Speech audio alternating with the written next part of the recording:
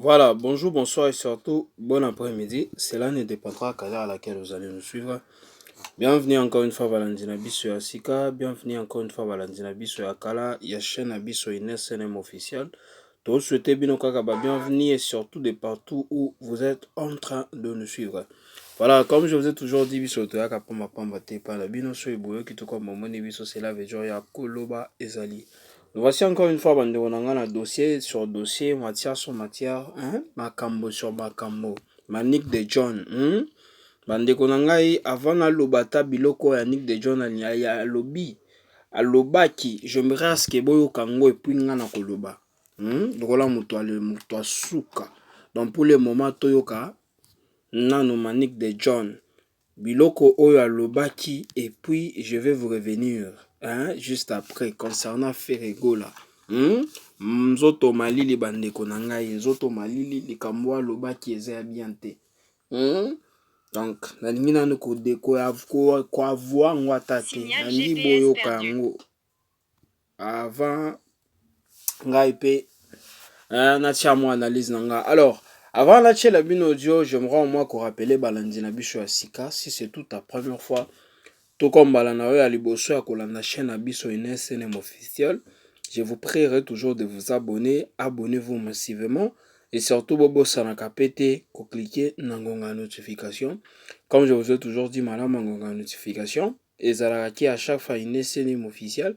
Avant de publier ma vidéo ya Sika, boza la notifier. Alors sans plus tarder, bande konangai, notre la bin audio à Manik de John et puis on se retrouve juste après pour une analyse.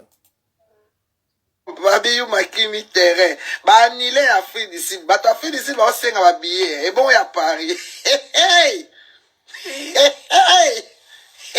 tuna tembe goga trompe babi Afrique du Sud tombe babi yu makimi terrain goga ali ga opena pour la spirit babi yu makimi terrain teke ba yu mamobo na terrain o terrain banga o ete ndule ke na bongo babanga ate goga trompe babi.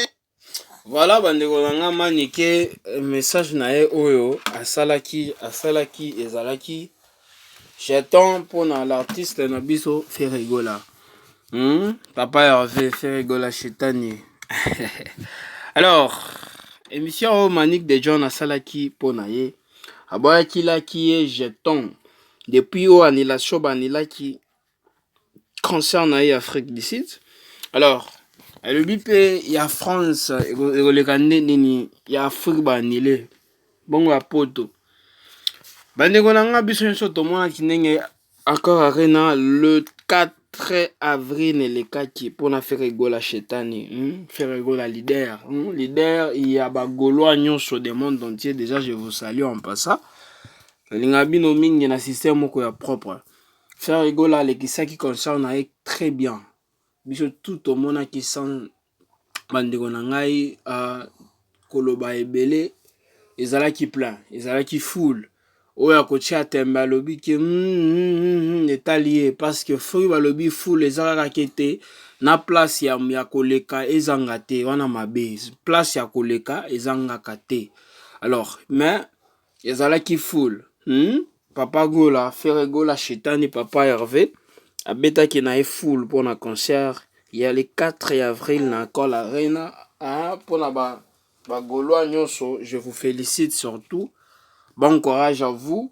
Namsala monene bocho sala. Comment je vous ai toujours dit que c'est le Congo qui gagne. Voilà bao bacha qui fanatisme et talibango. Babiso yo toebi c'est quoi la musique, c'est le Congo qui gagne. Faire Gola saliango pas seulement pour les Gaulois mais pour le Congo. Alors, moi en tant que patriote, moi en tant que Congolais, na encouragé et surtout toutes mes félicitations pour la bao batikali bango pe toana bango na motema soué na biso eza babanani ya mutu nyonso eleka bien. Vous voyez un peu. Soué na biso eza mutu nyonso oyo atie ba date biloko nango eleka bien. Awa tozozela ya héritier Watanabe tozela Inos biye moko pe na ya na bango El Marabillage du Cap la merveille aigle pe ko fiolo mida ko sila. Donc c'est un peu ça pour la bao batikali ekoleka bien toza déjà na ba jeûne et prière to côté la bango tozo sambela bango ekoleka bien donc ne vous en faites pas. Bon eloko est vraiment ememi ngai pa na bino eza réaction à Manick bandeko na ngai. Moi je vous ai toujours dit biso toyaka kofinga bato te, biso toyaka ko créer likambo te, toyaka pona ba analyse. Alors kaka ndenge na système analyse na ye lisusu bandeko na ngai. Alors analyse abiso lelo eza réaction à Manick a réagira qui depuis kala nga na boya ki kosala mo avis na nga concernant réaction oyo na linga ki ke concert oyo le pour que nazala moi biso tozalaka bato tosala ba analyse tozalaka bango te ba benga bango ba molobeli bo comprendre. Alors il faut nazwa moi preuve moko boye kaka ndenge concert a fait rigoler les kaki boso monango très bien. Accord Arena, très bien passé. Ambiance ezala qui est belé kuna bana mai, ba répondra qui est présent surtout. Et puis na CP l'effort force oyo, bala mboka ba pesa qui artiste na biso faire rigola. Coup de chapeau à vous vraiment. Je vous porte na motema nanga mobimba, Merci beaucoup. Pona ba OP batikali, bobo sana bango te. Artiste tozalaka na mon côté, tozana ba artiste belé. Et surtout pour la bao batie ba date baza ebele, c'est que nous on a comme faire eza kopesa bango ba force. Alors déjà pour commencer bandeko na ngai nzambe a confondre ba Manick de John ya loba eke eko raté ba ko annuler yango mais yango esalami déjà. Ngai j'ai jamais encouragé bato bazaka awa.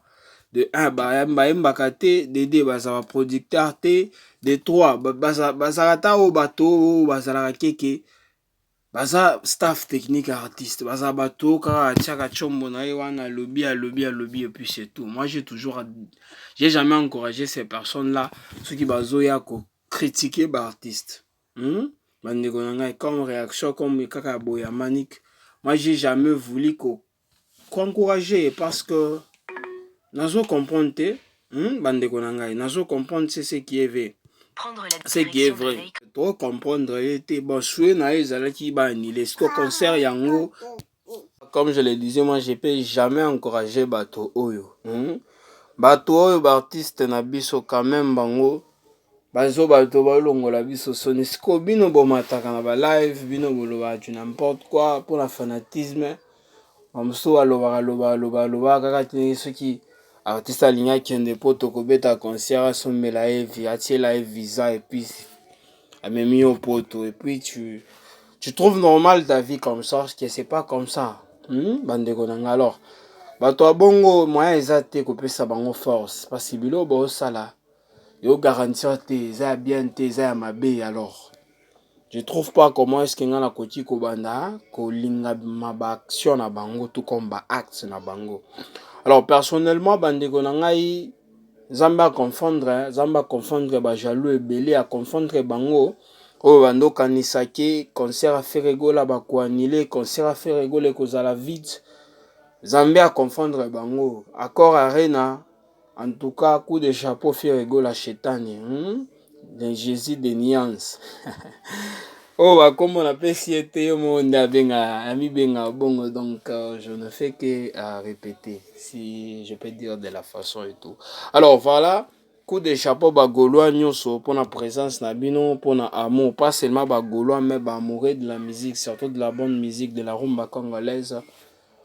Tolinga bino mingi fort merci encore une fois ko marquer présence na bino na Accord Arena oyo fait rigoler beta qui le 4 avril. Un système à propre donc tranquille peuple tolili fort pour na ba acte na bino bosala qui fait rigola en tout cas moi je suis sûr que moi je vous ai toujours dit que année oyo eza ekoyinda donc ndenge bandi bongo moi je suis sûr que ba date esila wate donc ezo évoluer tokoyoka pe ya koleka awa c'est ce que moi j'espère surtout et j'espère que ça s'est passé ainsi donc ba date ekozala ebele koleka awa penza so na lobi koleka awa donc kaka Accord Arena te fait rigola tolingi bochela biso pe date mosusu boye qui peut que kuna yindi soki nini basale eza ebele bastade eza ebele kaka ndenge bauti obenga nga saka sikoyo balobi ke non Guess Mayo te kuna siriki kala mingi te azobimisala biso date azobeta na stade de martyre bandeko na ngai oyinda koyinda na oyebi nga moi José averti déjà depuis ya longtemps ke année oyo bokanga mutu te koyinda asiko moi j'espère bamosusu oyo balanda babone na biso bafidèle bakopesa nga raison moi je l'ai dit depuis en janvier ke année oyo toza na basurprise ebele donc eloko biso tokosala il faut kozala kaka prêt parce que année oyo ce qui est vrai ekoyinda kaka ne Guess Mayo ete amibeti déjà na poitrine alobi ke nga na okende mosika te nga na kaka awa na mboka na biso basone préparez-vous déjà bino mo boyebi stade de martyr wana c'est 80 000 places si je me trompe pas bokoma na bacommentaire wana c'est vrai 80 000 hein? Donc toza na mosala ebele pas seulement le sonné toza biso nyonso bana mai bana mboka topesa force à artiste Guess Mayo te soki atie date afungoli babilletterie allez totondisa yango wana mboka na biso somo toyebi nde tokosala nango ya solo te parce que bamosusu batiaka mwa bapesaka baraison non moi ezalaki te nakende visa ebimaki te tike billet na ngai nasomaki déjà oyo eza na mboka donc toza obligé te ya kokende quelque part donc eza eloko ekosalema na mboka na biso bon napesi bino confirmation te mais ce qui est vrai Guess Mayo se prépare déjà pour un concert. Il y a Stade de France. Alors soyons prêts. Il y a Malongue Zoya Minene. C'est que moi je peux juste vous dire que soyons prêts. Et qu'il y a une année où on va ici là. Avant tout le monde le 30 décembre, le 1er décembre et le 1er janvier plutôt 2027. 2026 déjà il bandi ko yinda na oyebi sabino. Alors moi je vous ai toujours dit nga na linga boino ça la partage bino pe bozo réagir na ba commentaire bo réagir na ba commentaire pour na ba oyo bazala ki na accord arena bo sala ba commentaire j'espère très bien que bo enjoy ki jour wana alors bo sala ba commentaire na bino massivement kuna toyoka boyebisa biso ambiance ezalaki ndenge nini basi mpona biso tomonaki ezalaki concert raté te ezalaki concert réussi bana mboka bana mai soki balobaka soki moninga azwi sepela alors coup de chapeau à Ferregola mpona concert na ye énergie oyo apesaki public nga nalingaki fort rentre na ye na masque na ye oyo abetaki yo danger alobaki déjà ke etala entrée ya boye donc ezoyinda nalandi nalobi ayindi déjà alors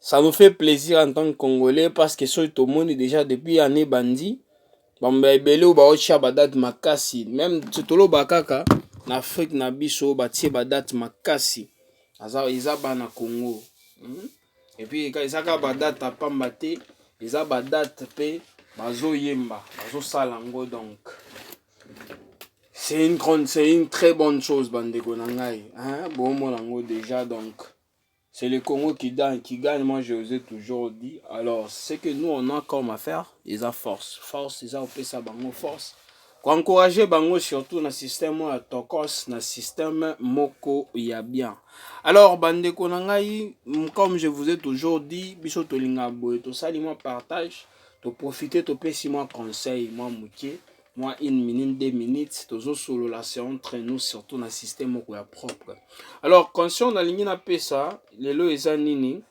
moko bandeko na ngai il faut tozalaka toyebaka ko encourager bato na muke o baosala encourager bato ebele bazaka awa balobaka kaka ki fanatisme balobaka pona plaisir sentiment mais ba effort à bato tolobaka ko encourager bango te il faut toyebaka qu'on récolte ce qu'on sème donc si yo ozalaka wana encourageaka ba effort à bato yeba oke pe epa na yo ça va te revenir et si yo ozalaka wana pour que pas ka ko critiquer kosepela soki moninga azwi échec yeba ke tu récoltes ce que tu sèmes. Donc tu sais que tu es en train de semer, c'est ce que tu vas récolter. Il faut koyeba ko apprécier akaba effort abatu. Il faut boyeba ke na mokili to vivre akaba ndoko na nga batu bazo traverser ba makambo mo boye. Oyo mutu ye moko nde azo comprendre yango, ye moko nde azo ressentir yango. So ya meki ka ko expliquer yo, c'est grave. Vous voyez un peu. So na lobi boye, c'est pas dire que kaka bato ba critique ka bato de bazana likambo te na mokili to vivra ka nzambe. Partout dans le monde mutu nyonso azana likambo. Ata mwana moke problème likambo ezala nde na ba grandeur. Vous comprenez? Bon ça le ba mwana moke ozala likambo nde nini. Ata mwana moke ya 16 ya 6 ans 7 ans ko ti ozala likambo. Vous comprenez? Mais likambo ezala nde na ba grandeur. De la façon que tu as de grandir ozokola likambo pe ozokola. Donc des bongo. Ozala na mbongo te mutu nyonso azala na likambo. Alors faut toyeba ko apprécier ka ba effort bato parce que to ebite bato biloko ba traversaka. Kala ndenge to sala ka ba partage awa ezala ba mususu musala na bango ezala ka koya ko finga biso. Mais bayeba te koya ko pesa biso force. Wana nde congolais ezaka ko finga mafinga koloba bilomo obosa na ke o eza internet eza lié public. Et puis ya koloba na ndenge na il se sent erré ou il ou elle bon. Ezala musu bayeba nde manière à vivre te mais pour na oyo intellectuel a ebi manière à vivre, il peut pas se comporter ainsi. Vous voyez un peu, moi je vous ai toujours dit to pesa bino respect mais bino respect envers biso ezala muke, c'est pas du tout bien. Alors, il faut que ko encourage à bato na ba effort ba osala, c'est important vraiment. Bandeko na ngai. Karande na ebisa kabino. Alors, si c'est toute ta première fois tout comme balana ya liboso ya Olanda chaîne abiso inesene officiel, vous prierez toujours de vous abonner. Abonnez-vous massivement bandeko na ngai. Et surtout bo ça n'a répété ko cliquer dans la notification, je vous ai toujours informé encore une fois que ceux qui Olanda biso osabona te cliquera te na la notification, like te ou partage te. Et ça bien vraiment te. S'il vous plaît, abonnez-vous massivement et surtout boss en répéter que cliquez dans la notification.